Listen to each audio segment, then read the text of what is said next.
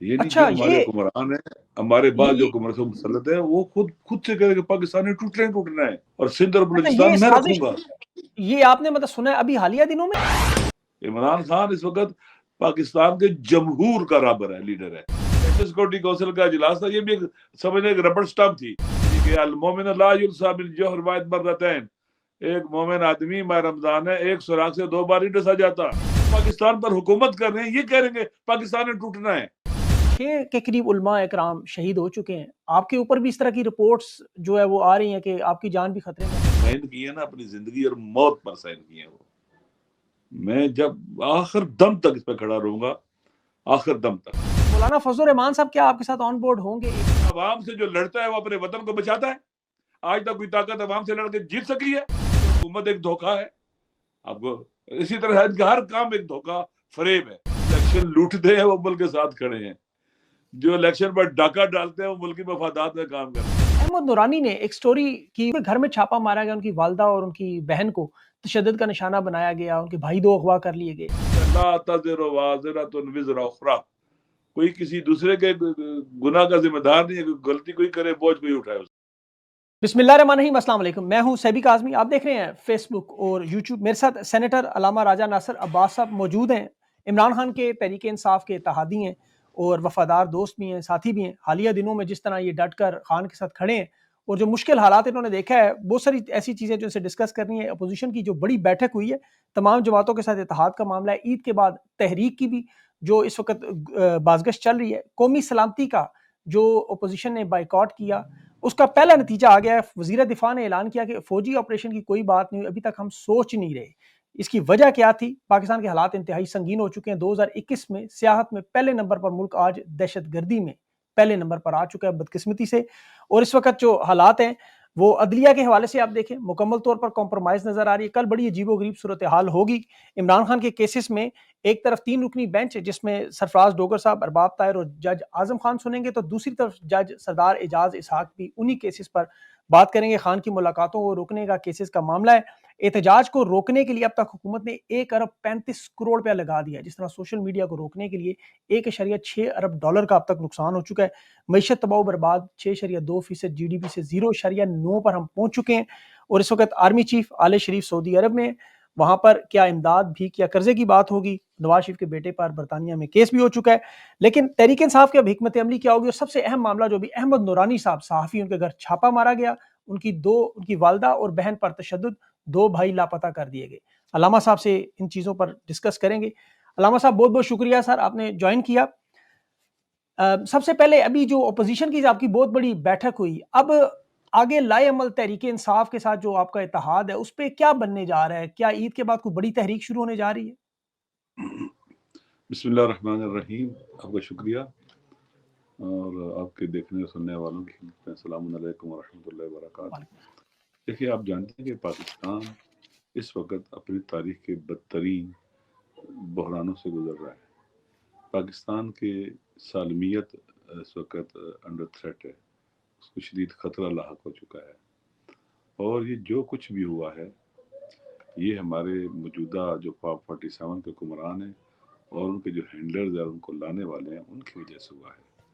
آپ دیکھیں مہذب دنیا کے اندر جب بھی کوئی ملک کسی بحران کا شکار ہوتا ہے تو عام طور پر ایسے ہوتا ہے کہ نئے الیکشن ہوتے ہیں، free and fair fresh election ہوتے ہیں، حکومت نیا مینڈیٹ لے کے آتی ہے، عوامی حمایت کے ساتھ ملک کو بحرانوں سے نکالتی ہے۔ 8 فروری کو جو پاکستان میں الیکشن ہوا 2024 میں، وہ ایک خاموش انقلاب تھا، اور لوگوں نے بڑی یعنی ایک جہاد کیا اس دن، اور انہوں نے پی ٹی آئی کو ووٹ دیا۔ لیکن رات 9 بجے کے بعد وہ سارے کا سارا جو الیکشن تھا وہ لوٹ لیا گیا، ڈاکہ مارا گیا اور غصب کیا گیا، ایک ظالمانہ اور غیر آئینی غیر قانونی قدم اٹھایا گیا، اور ایسے لوگوں کو عوام پر ملک پر مسلط کیا جسے عوام نے ریجیکٹ کر دیا تھا، جی مسترد کر دیا تھا۔ اب جب ایسے لوگ آئے تو ملک آپ دیکھیں کہ کتنے بحرانوں کا شکار ہو گیا۔ یہ لوگ کسی بحران کو حل نہیں کر سکے، کسی مسئلے کا حل نہیں نکالا، بلکہ مزید مشکلات بڑھتی چلی گئی۔ آپ دیکھ لیں سیاسی بحران ہے، معاشی بحران ہے، پھر امن و امان کا بحران ہے۔ عوام ان پر اعتماد نہیں کرتے۔ آپ خود ماشاءاللہ جانتے ہیں کہ جب بھی کوئی سسٹم عوام کا اعتماد کھو بیٹھتا ہے تو بالکل وہ پیرالائز قسم کا اپاہج سسٹم بن جاتا ہے. اس سے اب توقع رکھے کہ وہ مسائل حل کرے.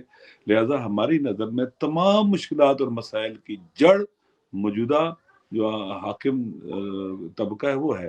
انہوں نے آپ دیکھ لیں پارلیمنٹ کو انہوں نے ریلیونٹ کر دیا ہے, عدلیہ کو انہوں نے مقبوضہ کشمیر کی طرح بنا دیا ہوا ہے. اسی طرح سے آپ کے دیکھیں گے بنیادی انسانی حقوق جو ہیں, احتجاج ہے نہیں کرنے دیتے, گولیاں مارتے ہیں, مظاہرہ نہیں کرنے دیتے, گولیاں مارتے ہیں, شیڈول 4 میں ڈالتے ہیں, پتہ نہیں کون کون سی دفعات لگا کر جیلوں میں بند کرتے ہیں, پولیٹیکل ورکر جیل میں بھر دیتے ہیں. یہ سسٹم جو اپنے عوام سے لڑ رہا ہے, کیا یہ پاکستان میں بہتری لا سکتا ہے؟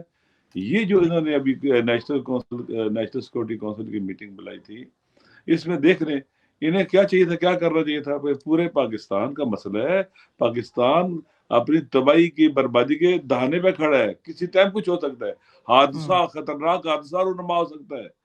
انہیں کیا چاہیے تھا, پوری پارلیمنٹ کو یعنی قومی اسمبلی کو, سینٹ کو, سب کو بلاتے, مشترکہ اجلاس بلاتے, 3-4 دن وہاں پر باقاعدہ بات چیت ہوتی, ملک کے مسائل ڈسکس ہوتے, آپ ان کیمرہ آپ بریفنگ دیتے یا سب کو بلا لیتے. وہاں پر جو کلیکٹیو کہتے ہیں کہ وزڈم ہے, اس کے تحت فیصلے ہوتے ہیں ملک کو بحران سے نکالنے کے لیے. یہ تو پارلیمنٹ کو کچھ سمجھتے ہی نہیں ہے, سینٹ کو کچھ سمجھتے نہیں. اب جانتے ہیں کس طرح سے انہوں نے آئینی ترامیم کرائی ہیں, کس طرح سے سینیٹرز کو اور پارلیمنٹریئن کو اٹھایا, انہوں نے پریشرائز کیا, ان کے گھر والوں کو پریشرائز کیا, ایک تو ربڑ سٹمپ بنایا انہوں نے ہر چیز کو.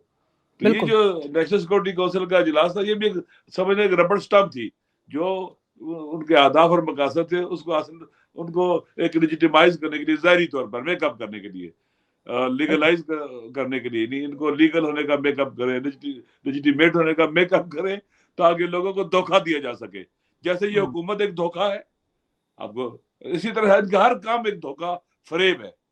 اس لیے ہم نے تو کہا ہم نہیں جا سکتے. پھر اس کے بعد عمران خان صاحب جو اس وقت پاکستان کا سب سے پاپولر لیڈر ہے, پاکستان کے عوام کی اکثریت قاطع غالب اکثریت اس کے ساتھ کھڑی ہے.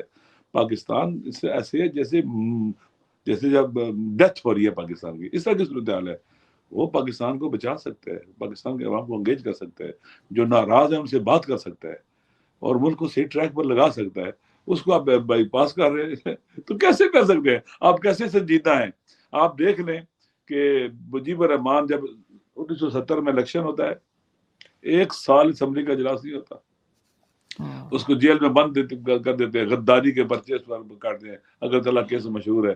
پھر اس کی منتیں کر کے اس کو باہر لاتے ہیں اور ریکویسٹ کرتے ہیں اس کو, اور وقت بہت دیر ہو چکی ہوتی ہے. انہیں چاہیے کہ اس سے پہلے کہ وقت ہاتھ سے نکل جائے, پانی پلوں سے نیچے سے گزر جائے, سروں سے گزر جائے, اس کو بلائیں, بٹھائیں, بات کریں, اور اس کے ذریعے پاکستان کی مشکلات حل ہوں گی. لوگوں کی اکثریت اس کے ساتھ ہے, اپوزیشن اس کے ساتھ ہے, اور انشاءاللہ لذیذ پاکستان بحران سے نکل جائے گا. اگر یہ چاہتے ہیں تو, اگر یہ چاہتے ہیں کہ پاکستان تباہ ہو جائے, برباد ہو جائے, پھر یہ نہیں کریں گے. جی اچھا علامہ صاحب, انہوں نے آپ کو ابھی جو اے پی سی جو انہوں نے اے پی سی تو نہیں تھی, جوائنٹ سیشن تھا, اس میں بلایا تھا, جو میٹنگ تھی قومی سلامتی کی, اس میں 14 نام بھی تحریک انصاف کی طرف سے آئے تھے. اگر اس میٹنگ میں جاتے اور حکومت کہہ رہی ہے کہ اگر آ جاتے تو پتہ چلتا کہ کنسنسس ہوا ہے, لیکن یہ نہیں آئے اس میٹنگ میں, یہ ملک کے ساتھ نہیں ہے, ملکی مفاد میں کھڑے نہیں ہوتے. اچھا دیکھیں, جو الیکشن لوٹتے ہیں وہ ملک کے ساتھ کھڑے ہیں, جو الیکشن پر ڈاکہ ڈالتے ہیں وہ ملکی مفادات میں کام کرتے ہیں, جو بے گناہوں کو جیلوں میں ڈالتے ہیں, عوام اسلام آباد آتی ہے, احتجاج کرتی ہے, ان کے سروں میں گولیاں مارتے ہیں, بلیک آؤٹ کر کے, اندھیرا کر کے. اسلام آباد میں گولیاں مار دیتے ہیں اندھیرا کر کے, کہتے کوئی مرا ہی نہیں ہے.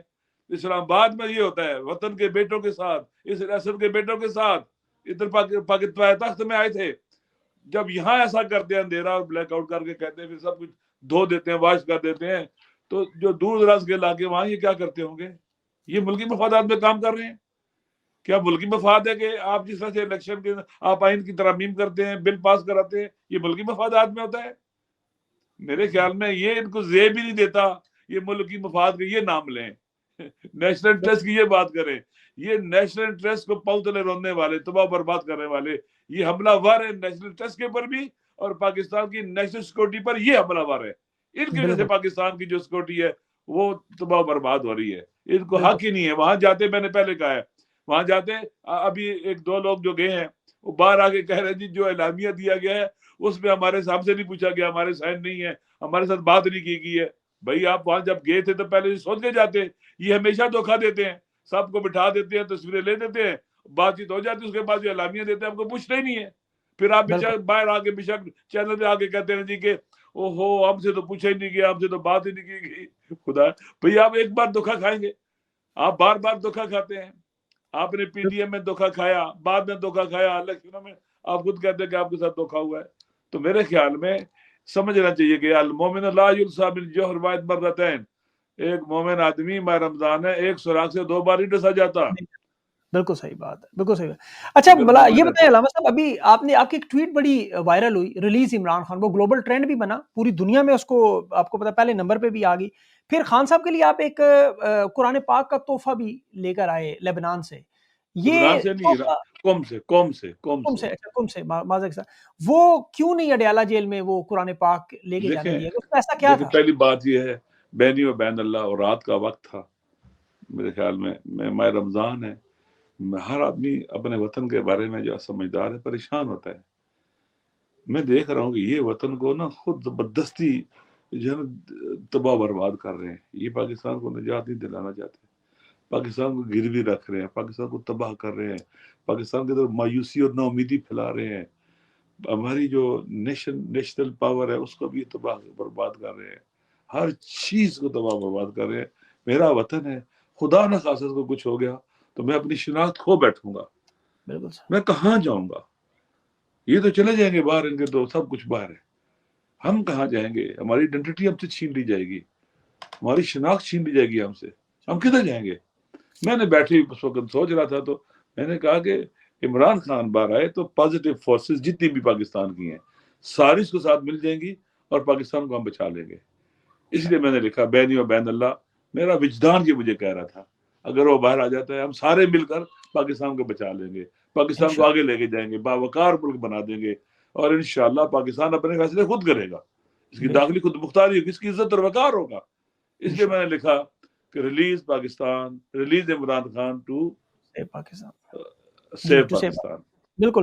اچھا ابھی علامہ صاحب جس طرح کے حالات ہیں, عدلیہ بھی پیک نظر آتی ہے اور سارے معاملات انہوں نے بظاہر کنٹرول میں کیے ہوئے ہیں, لیکن عوام جو ہے وہ تحریک انصاف اپوزیشن کے ساتھ, آپ لوگوں کے ساتھ کھڑی ہے. اتنی بڑی طاقت رکھنے کے باوجود لوگ پوچھتے ہیں کہ بلا شبہ ظلم اور جبر ہے, پوری آپ تو تاریخ بھی جانتے ہیں, دین کو بھی بہت سمجھتے ہیں, کہ یہ ظلم و جبر کا سلسلہ عوام کی مدد سے کیسے حل ہو سکتا ہے؟ اس کو مطلب آگے موونگ فارورڈ کیا طریقہ ہونا چاہیے؟ دیکھیے آپ کی بات درست ہے کہ یہ جبر و استبداد جو عوام پر مسلط ہے یہ خاص مخصوص ٹولہ ہے جنہوں نے سارے ادارے اپنے قبضے میں لیے ہوئے ہیں. مجھے یقین آتا ہے, یقین کر لیں کہ یہ سارا انہوں نے پلان کیا ہوا ہے کہ پاکستان تباہ ہو جائے, لوگ اپنی فوج کے ساتھ لڑے, اپنے یعنی یہاں تک آمنے سامنے لے کے جانا چاہتے ہیں لوگ. یہ انتقام لے رہے ہیں, خود موجودہ حکمران انتقام لے رہے ہیں. میں کبھی موقع ملا تو بتاؤں گا, پاکستان کے سب ٹاپ پہ بیٹھا ہوا بعض سیاسی لوگ ایسے ہیں جنہوں نے گزشتہ دور میں بعض ہائیلی آفیشل جگہ کے اوپر بات چیت کی اور کہا کہ پاکستان نے ہر حال میں ٹوٹنا ہے, اور میں جو ہے وہ سندھ اور بلوچستان میں رکھوں گا. یعنی اچھا جو ہمارے حکمران ہیں, ہمارے بعد جو حکمران سے مسلط ہیں, وہ خود سے کہہ رہے کہ پاکستان نے ٹوٹنا ہے اور سندھ اور بلوچستان میں رکھوں گا. یہ آپ نے مطلب سنا ہے ابھی حالیہ دنوں میں یا پرانی بات ہے؟ چند ماہ میں سنا ہے, لیکن جب سے بحران پاکستان میں سنا ہے, لیکن یہ بات ہے لوگوں کے ذہن میں, اب ہو رہا ہے آپ کے خیال میں؟ لوگ سوچتے ہیں دیکھیں لوگ سوچتے ہیں یہ لوگ پاکستان, یہ جنہوں نے جو پاکستان پر حکومت کر رہے ہیں یہ کہہ رہے ہیں کہ پاکستان نے ٹوٹنا ہے اور سندھ اور بلوچستان میں نے رکھنا ہے. ابھی آپ دیکھ لیں گے کس طرح سندھ اور بلوچستان کے الیکشن کو خریدا گیا اربوں روپے میں. بالکل. ابھی یہ جو آپ دیکھ لیں, یہ جو پانی کا مسئلہ بنایا گیا ہے, کیوں نہیں پیپل پارٹی بولتی اس کے اوپر, کیوں چپ رہ رہی ہے, کیوں عوام کے اندر اتنا غصہ پیدا ہو رہا ہے؟ پورے سندھ کو بھی اٹھا رہے ہیں, یعنی فیڈریشن ٹوٹلی, یہ فیڈریشن کو تہس نہس کرنا چاہتے ہیں, ختم کرنا چاہتے ہیں, توڑنا چاہتے ہیں فیڈریشن کو یہ لوگ. ہم ان سے اچھا ابھی توقع رکھیں کہ یہ پاکستان بچائیں گے، لہٰذا یہ کیا کرتے ہیں، ہار اٹھنے والی آواز کو گولیاں مارتے ہیں. بھی دیکھیں ہم کراچی میں احتجاج کر رہے تھے قرب ایجنسی اور پاڑا چنار کے حوالے سے.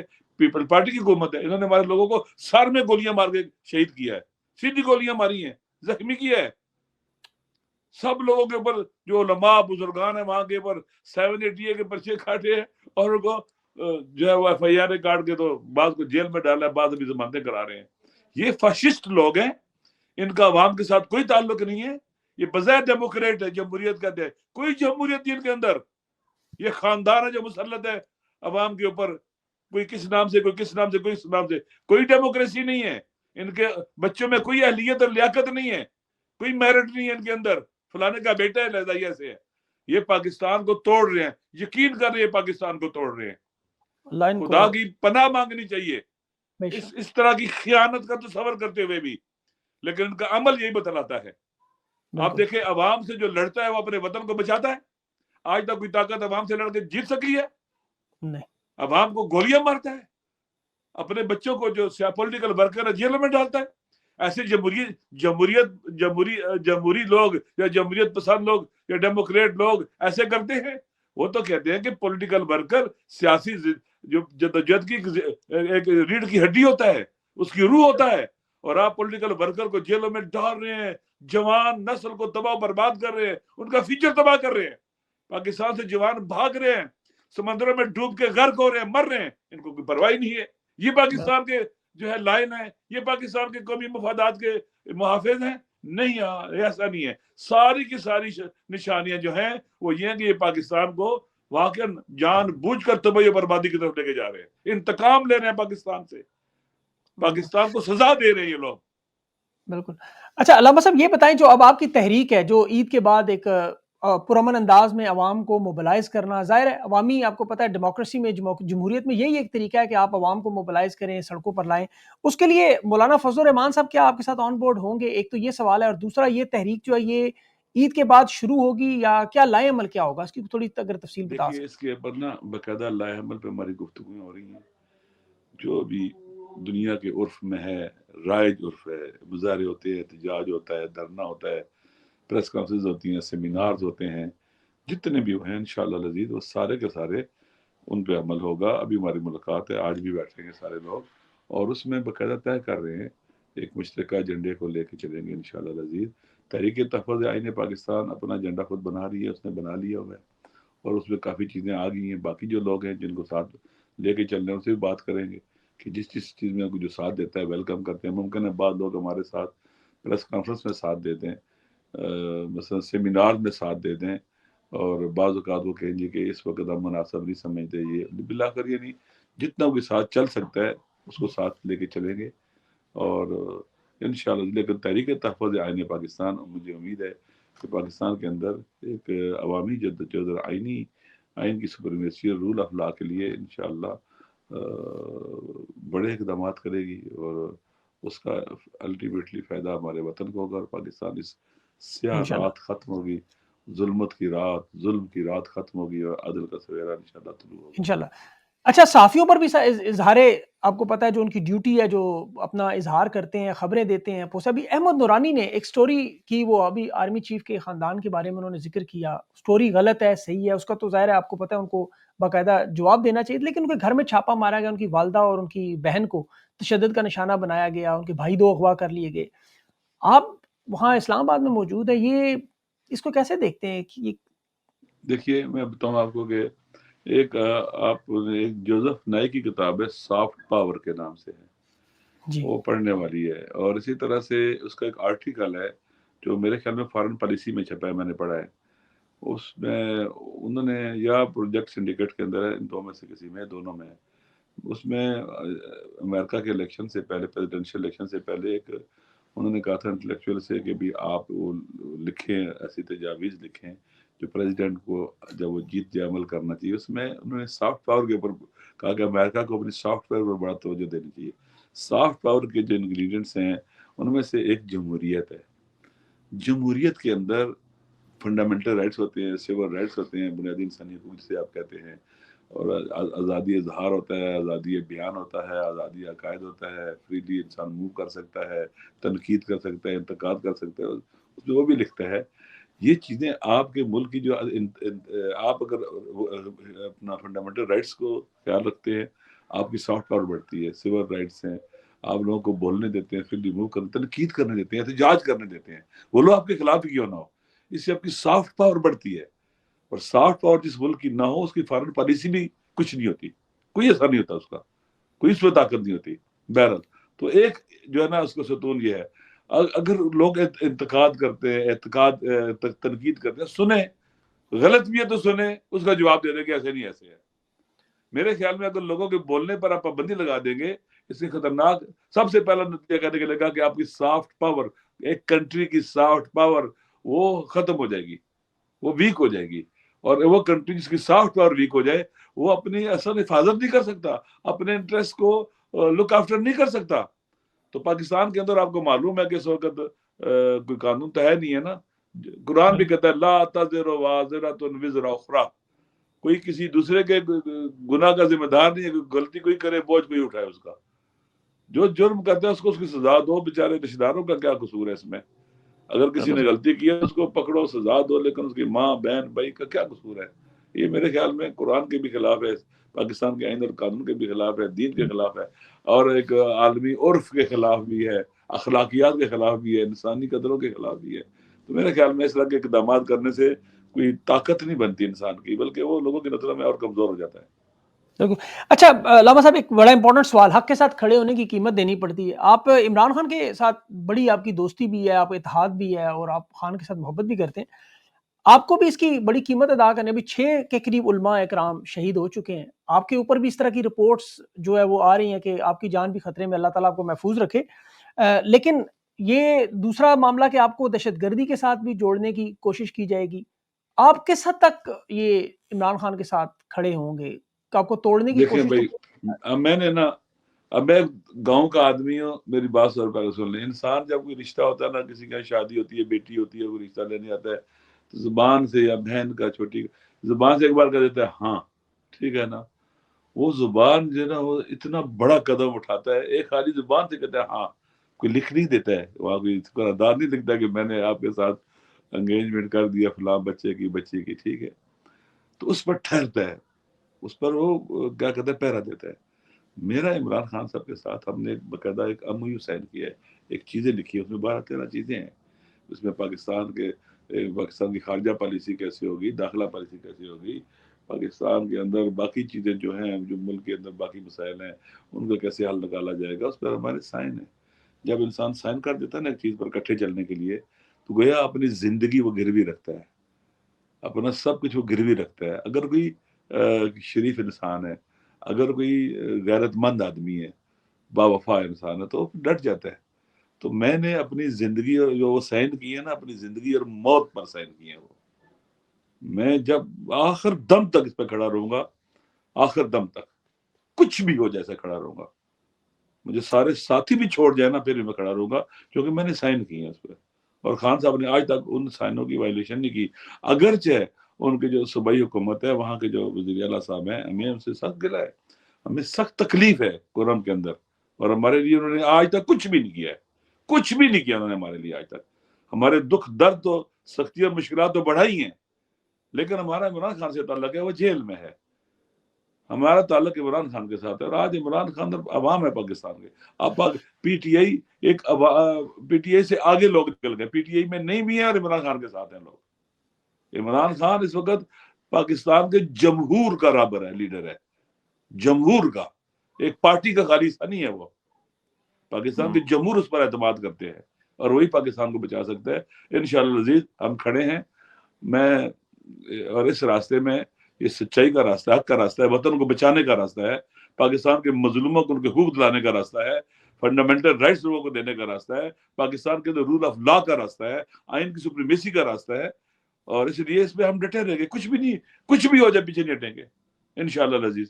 خداوند متعال سے مدد مانگتے ہیں کہ ہمیں ثابت قدم رکھے اور ہمیں اس راستے میں کامیاب کرے، کامران بالکل سر، افطاری کا وقت ہے اور آپ اس وقت دعا کر رہے ہیں، اللہ تعالیٰ آپ کے جو دعائیں ہیں قبول کرے، پاکستان پر اپنا رحم کرے اور یہ جو مسائل ہیں ان میں سے ہمیں نکالے۔ علامہ صاحب آپ نے اپنا وقت دیا سر، میں اس پہ بڑا مشکور ہوں۔ انشاءاللہ we'll be in touch again. Thank you so much. السلام علیکم۔ شکریہ جی، تھینک یو جی، آپ کا جی بہت شکریہ۔